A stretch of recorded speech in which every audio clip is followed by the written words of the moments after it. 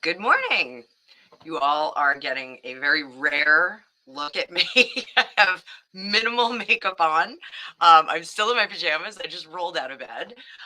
So, I, just so that those of you that are in other countries, in the United States, we have holiday weekends. It's Labor Day. I always remember the difference between Memorial Day starts our summer, Labor Day ends our summer unofficially. But when I was a kid, I would go to is a mellow country club, like a very mellow one. And they on Labor Day they would have all the kids that were on the swim and diving teams clean up the picnic area, which was like on this crazy hill. So I was always like, oh yeah, before the Labor Day picnic, we all have to labor. So I don't think it was like super posh. It was not a super posh country club, but nonetheless, I am going to do a few production videos this morning. It is Sunday morning here in the United States. I had a delicious cup of coffee and I rolled right out of bed because I'm going to make breakfast for my neighbors and going to coast into Tuesday morning. So I'll do a few production videos for you guys today. I'm going to start with my promised video on what would Wallace think. So those of you that are new to the channel, welcome. I hope you stick around. And those of you that are repeat offenders, thank you so much for supporting my channel. I love each and every one of you. And we're continuing to grow and things are looking great. So going into the fall, I am very excited about my business and nonsense doing tarot. Things are pretty great. So we're gonna take a look at, this is one of my channeling videos. We are gonna take a look at what Wallace would have to say to Harry and Meghan.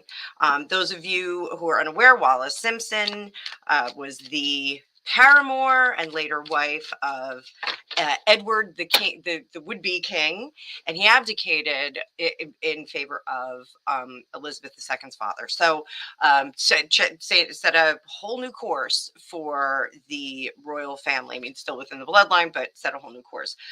Unprecedented, I believe, and she was the other American that invaded the British royal family. So fast forward to Meghan, you know who, and this departure of our second son, or Britain's second son, sorry, to the United States. This weekend they are back in, I believe, at Frogmore to, they're going to skip over to Europe for a little bit. They've got like a whole plan. Queen is in Balmoral. Frogmore is 15 minutes walking distance from William and Kate. So it'll be very curious to see what's going on there. And we'll do another video. So I'll do the Wallis Simpson one right now. I will do an Edward one presently. And then I will do what this little mini tour is all about. So let's get started. I'm going to pull my cards over. And again, if you look in the description, you can get your own private reading with me down below. If you are in another country, you can do one of two things. You can either email me at fortunecookiestarot@gmail.com and let me know the dilemma, and I can work something out with you. I'm not opposed to getting up in the middle of the night for readings. Or you can order a video reading. So I can do a short video for you. Like they usually run like a half hour, 40 minutes. And I just email you a link for that. So it's pretty cool. Still get the same awesome quality reading, and you can find out what's going on. So with that, let's bring over our card view. And I hope you're all having a great day and not minding my not super made up face. I usually have a ton of makeup on these videos. So what would Wallace say to Meghan? What kind of advice? Well, all right, let's start with, what does Wallace think of the whole abdication of Edward? What was her final word on that? There are some rumblings of it that she did not want him to do it, but we'll get a real quick look at that. There's a whole bunch of intrigue involved in that relationship. And I'm using this super cool black tarot deck that I just got. I absolutely love it.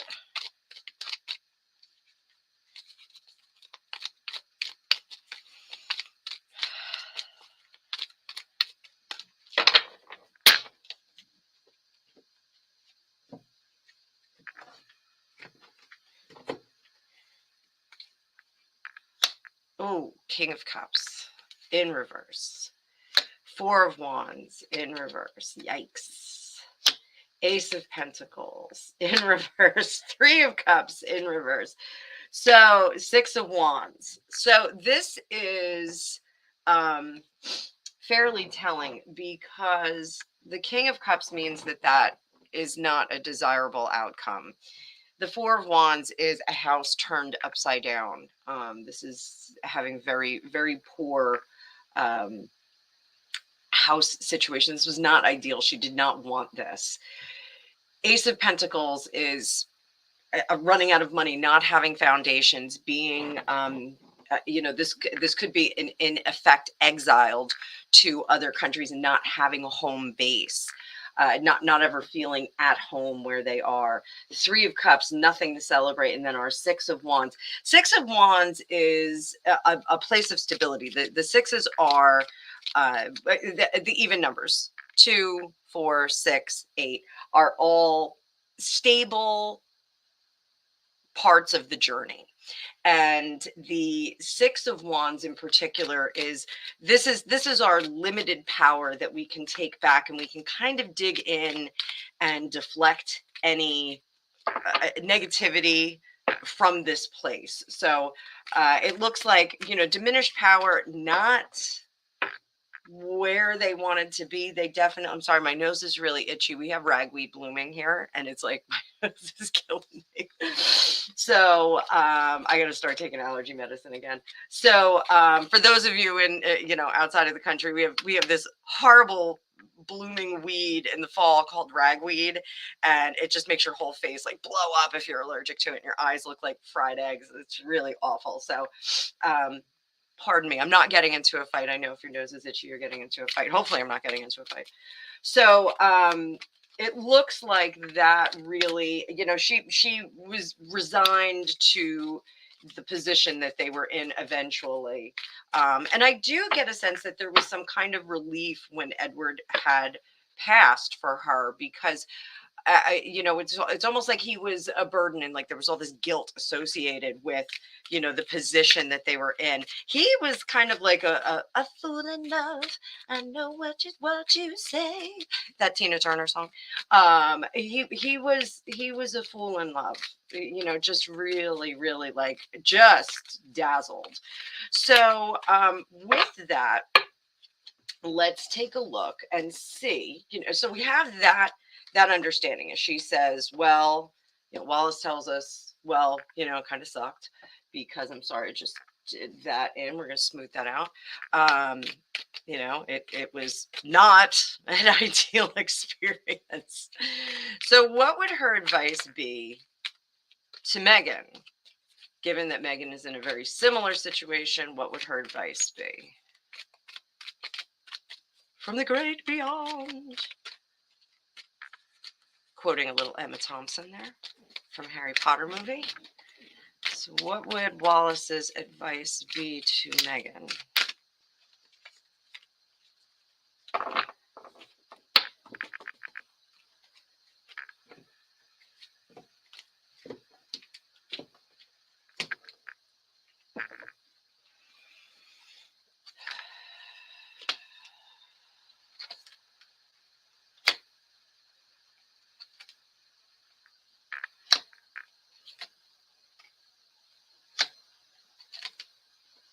Oof.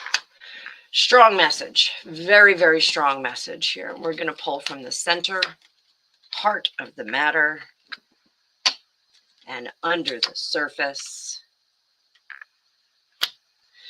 So, and let me know in the comments if these cards read particularly well. I can always change the background. My desk is like a gray wood, but I can always change the background. I can get a new cloth if needed. But I think that these cards actually look pretty good. I think they read pretty well. Some of my decks don't read that well. So let's tap in to Wallace here.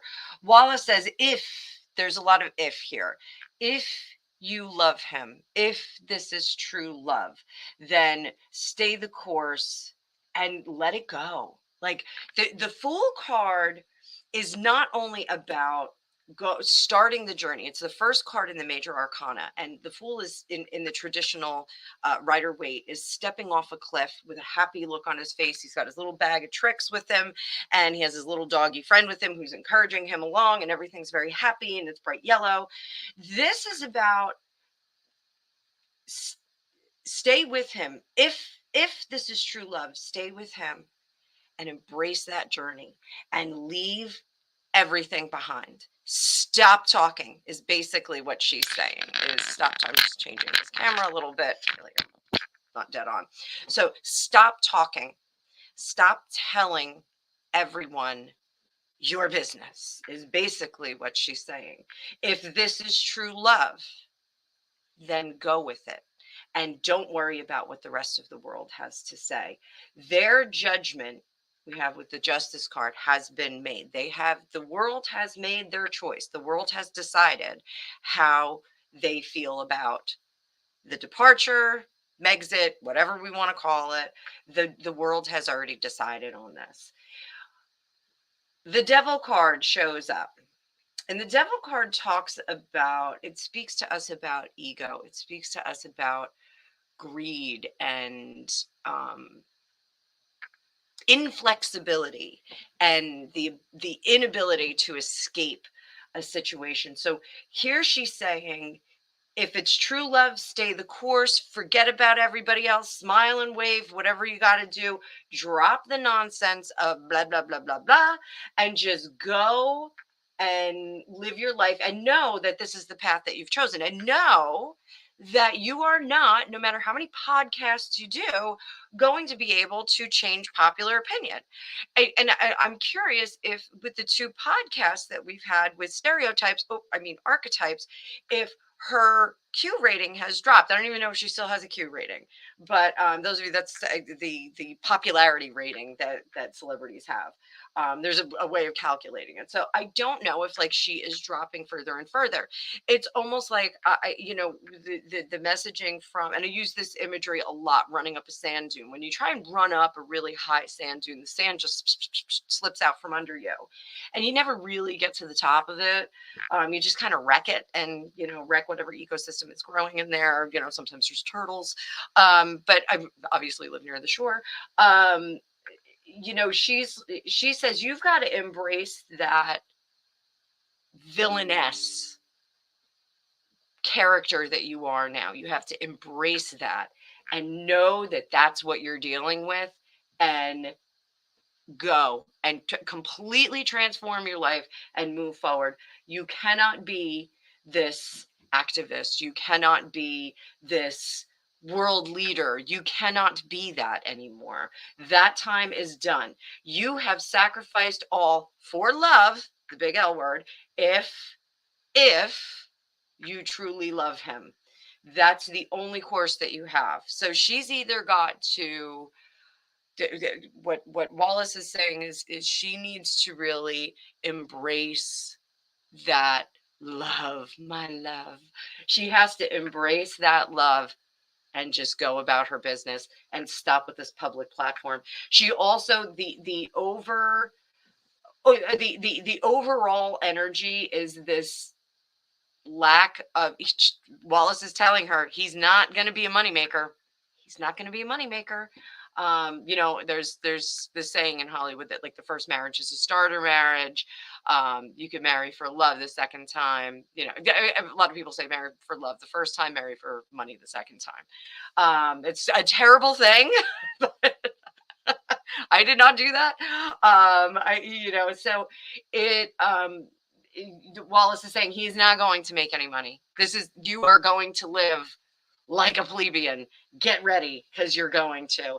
And the underlying energy is that Meghan knows this. She's like, you have to face reality. Face reality. This is the life that you're going to live. You're not going to have this situation where your needs are constantly catered to, where you're going to have all of the abundance and money that you want. The ability for them to earn money is going to be very, very limited. So, sloppy shuffle. Sloppy shuffle already. Well, I'm not surprised because it is morning. And I'm not always 100% together in the morning. So it takes me at least a cup of coffee. And I only drank half a cup of coffee, but it was an amazing butterscotch caramel toffee coffee. It was delicious. Made it myself. So let's get some storytelling here. Do a little story. There's a story of a girl named Meghan. And Wallis Simpson wants to tell her this.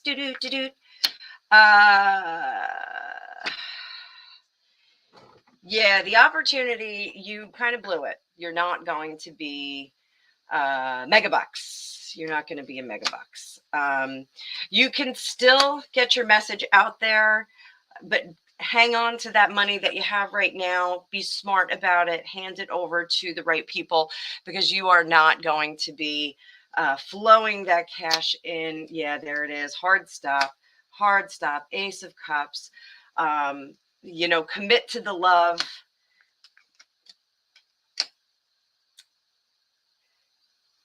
Commit to the love and stop grasping at whatever is, these lofty creative ideas that just stop doing that. It's just not going to work. Fetch is not going to happen.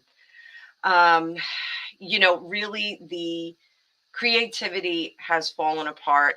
So the messaging here from Wallace is that there's the energy flow was too dispersed. She dispersed it. She threw too much spaghetti at the wall.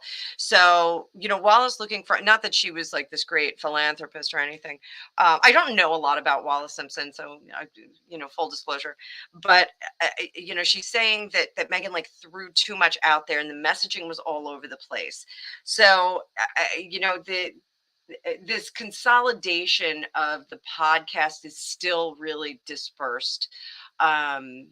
Even though she's doing, archetypes or stereotypes, which is the really stereotypes that she's talking about. And to be sure, I'm a woman of age, and my day job is in corporate America, and I have never once felt that I was subjugated or treated any differently than any of my male colleagues. I just didn't, and I still don't. I don't feel that there is this rampant misogyny in the world. I don't feel that there's this rampant supposition that women are very one-dimensional. Quite the contrary. I wear many, many, many different hats. Those of you that know me know I have a regular corporate job. I do this. I teach. I also am a fiction writer. Like, I do lots of stuff, and I play the cello very, very badly. I was an athlete until a few years ago, but I'm back in training. I have always been multidimensional. I think any reservation of excellence or expanded possibility for women really is an individual thing. I think that, and I infuse my own daughter with concepts of possibility. You really can manifest and create your own future. And I believe Meghan talks about that too. So the fact that she, puts these limitations on us, where diva is, a negative connotation. I trained for vocal, for music for most of my life. And if someone called me a diva, I would be like, oh, you're my favorite. I really do think that is not a negative word, but I think anything can be a negative word. Someone could call me fastidious and I would be, oh, what do you mean by that? You could take it any way you want it. I do think that Meghan sees things very negatively. So further, Wallace says, just embrace what you have created. This is something that you created. And again, we have the Page of Swords in reverse. Stop talking. So, the messaging is there. She's really, really telling her, the jig is up. You need to, let your actions, the actions are irrevocable. it was a one-way, the palace is a one-way door. And I think everyone would agree that Wallis Simpson understood that better than anyone else. It really is a one-way door until you come back in that casket, which they did, and they returned and were buried on the grounds of Frogmore. So let's see what Wallis would say to Harry. Because I think that if the legend is true, she had told Edward, no, don't abdicate, and if it's me or the crown, stay with the crown. That's the legend I heard. Don't know if it's true. But let's see what Wallis would say to Harry if she could sit down, have a cup of tea, have a gin and tonic. What would she say to Harry? What kind of advice would she give him?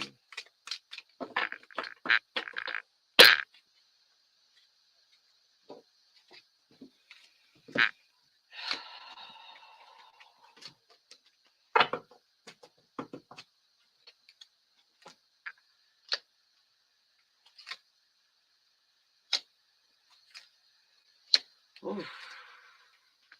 Oof. How's that? So it's interesting. Wallace does not speak in a direct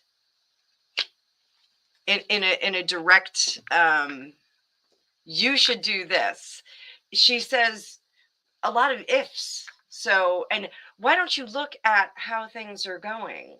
So the message here from Wallace to Harry is, how is the public seeing you? Now, Hierophant is about school and learning to live within the social construct and the social environment that you have been dropped into by fate. And she says, are you happy? Has this brought you happiness? The attitudes of the public as a result of your behavior, has it made you happier, or has it made you sad or angry with a face like thunder? So, and then she asks, well, do you think, she would be a great salesperson, I'm just going to say that. She says, do you think that it was earned? She really wants him to step back and take a look at what he's done. She's not giving any answers. She's saying, well, there's a lot of negativity in terms of the attitudes toward you, but perhaps maybe you should look back and see if you did something that maybe warranted that.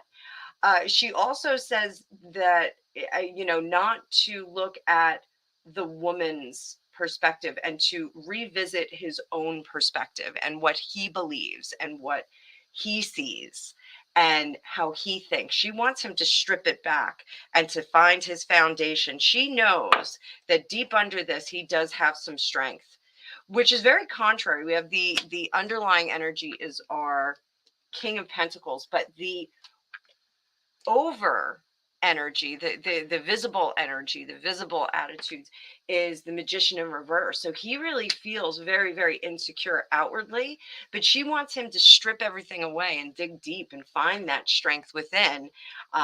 Revisit. I think there's something about her saying he should walk the halls. He should walk the halls while he is in England. He should go back and he should visit those halls that he was in when he was younger. I don't know if she wants him to actually go to the castle and walk the halls and see his ancestors and really identify with what he's giving up. So I think that that's actually a very, very interesting reading from or perspective from Wallis Simpson. Very, very strong suggestion to look at his own experience and his own pathway. So very interesting read. So I do hope that you all enjoyed that. If not, this makeup free, I woke up like this. I mean, I'm all wrinkled and my hair's in a mess, but professionalism is my thing. It's super dark here in the dungeon basement. So what we are going to do is I'm going to actually post 3 videos today. Hopefully I'll get all 3 up and ready to go in the next hour.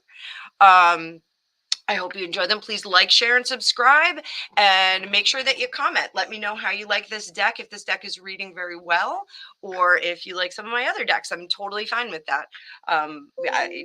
We will we'll be right back with what Edward has to say. So keep an eye out. Hope you all have a great day.